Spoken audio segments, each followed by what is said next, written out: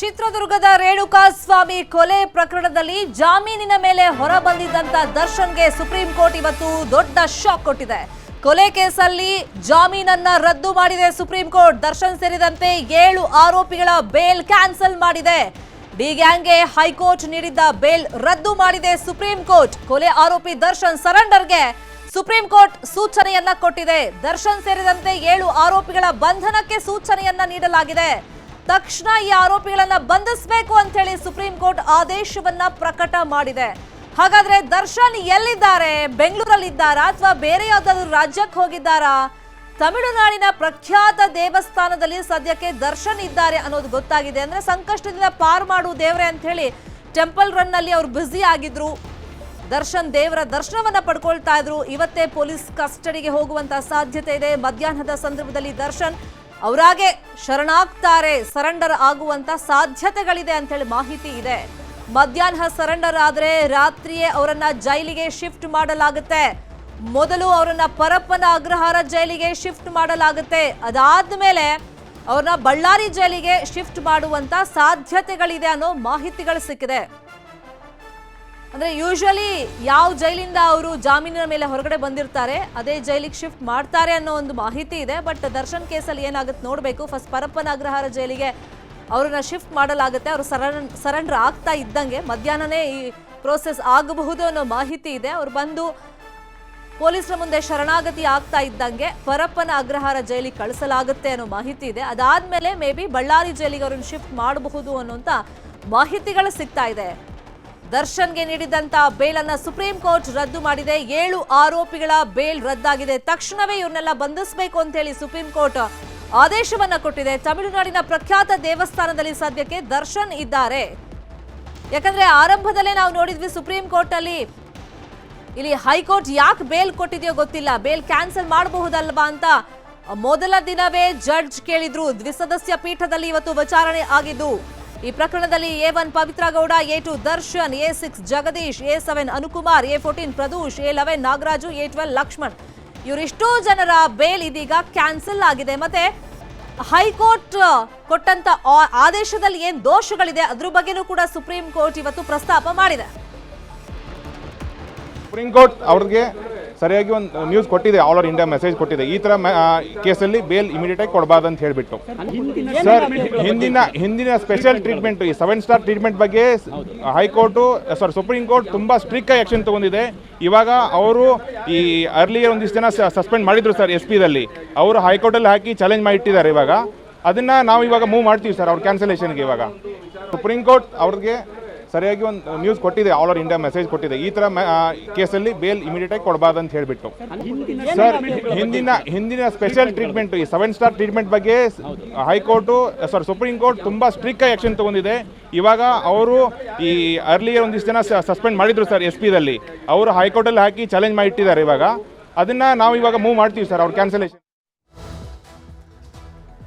ಇದು ವಕೀಲರ ಮಾತು. ಕೊಲೆಯ ಆರೋಪಿಗಳಿಗೆ ಈಗ ಜೈಲೇ ಗತಿಯಾಗ್ತಾ ಇದೆ. ದರ್ಶನ್ ಸೇರಿದಂತೆ 7 ಜನ ಆರೋಪಿಗಳಿಗೆ ಕೊಟ್ಟಿದ್ದಂತ ಬೇಲನ್ನ ಸುಪ್ರೀಂ ಕೋರ್ಟ್ ಇವತ್ತು ಕ್ಯಾನ್ಸಲ್ ಮಾಡಿದೆ. ತಕ್ಷಣ ಅವರನ್ನೆಲ್ಲ ಬಂಧಿಸುವಂತೆ, ಸರೆಂಡರ್ ಆಗುವಂತೆ ಹೇಳಿದೆ.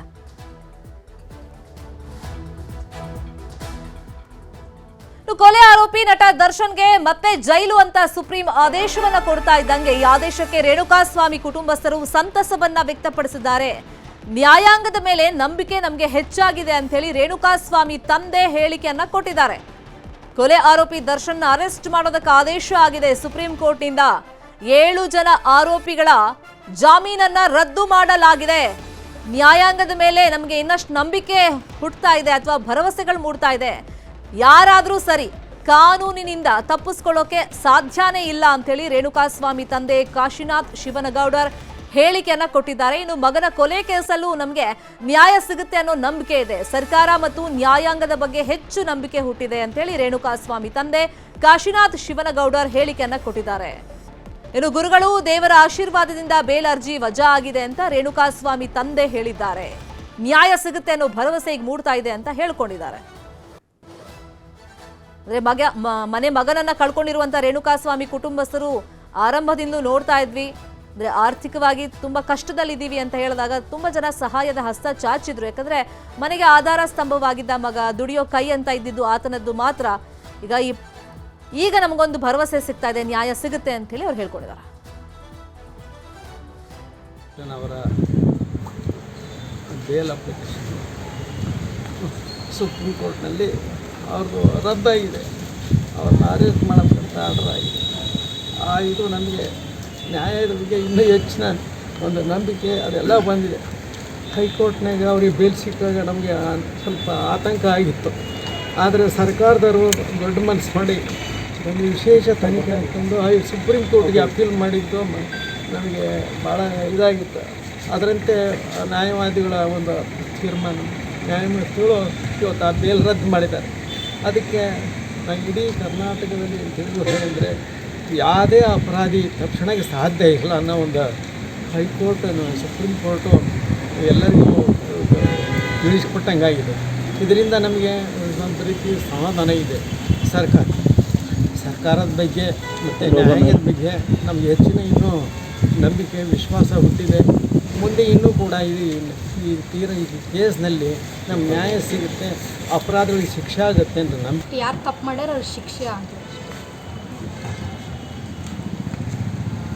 ಬೇಲ್ ಸಿಗುತ್ತೆ ಅನ್ನೋ ಒಂದು ನಿರೀಕ್ಷೆಯಲ್ಲೂ ಕೂಡ ಅವ್ರು ಇದ್ದರು. ಅದಕ್ಕೆ ಫಾರಿನೆಲ್ಲ ಹೋದರು, ಸಿಗುತ್ತೆ ಅನ್ನೋ ಒಂದು ಇದರಲ್ಲಿದ್ದರು. ಅದಕ್ಕೆ ಕ್ಯಾನ್ಸಲ್ ಆಗಿದೆ. ನ್ಯಾಯ ಸಿಕ್ಕಂತ ಆಗಿದೆಯಾ?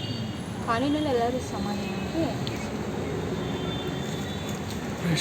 ಎಕ್ಸ್ಪೆಕ್ಟೇಷನ್ ಕೇಳಿದರೆ ಅವರು ಬೇಲ್ ಸಿಗ್ಬೋದು ಅನ್ನೋ ಒಂದು ಇದರಲ್ಲಿದ್ದರು ಎಲ್ಲರೂ ಕೂಡ. ನಿಮಗೇನು ಅನಿಸ್ತಿತ್ತು ನೋಡುವಾಗ ಸುಪ್ರೀಂ ಕೋರ್ಟ್ ಕಾನೂನಲ್ಲಿ ಏನು ಕೊಡ್ತಾರೆ ಅಂತ ಗೊತ್ತಿತ್ತು. ಯಾವ ರೀತಿ ಶಿಕ್ಷೆ ಆಗುತ್ತೆ ಅಂತ ದೇವ್ರ ಕೈ ಅಲ್ಲ, ಅಂಥವ್ರಿಗೆ ಯಾವ ರೀತಿ ಶಿಕ್ಷೆ ಆಗುತ್ತೆ? ಯಾರು ತಪ್ಪು ಮಾಡ್ಯಾರ ಅವರಿಗೆ ನ್ಯಾಯ ಅಷ್ಟೇ. ಮಗನಿಗೆ ಆತ್ಮಕ್ಕೆ ಶಾಂತಿ ಸಿಕ್ತು, ಅಷ್ಟೊಂದು ಸಂತೋಷ ಪಡ್ಬೋದು. ಬೇಲ್ ಕಂಟಿನ್ಯೂ ಆಗುತ್ತೆ ಅನ್ನೋ ಖುಷಿಯಲ್ಲಿ ಫಾರಿನೆಲ್ಲ ಹೋಗಿದ್ದು. ಬೇಲ್ ಕ್ಯಾನ್ಸಲ್ ಆಗಿದೆ, ಅದಕ್ಕೆ ಏನು ಅನ್ಸುತ್ತೆ? ಅದು ಕಾನೂನು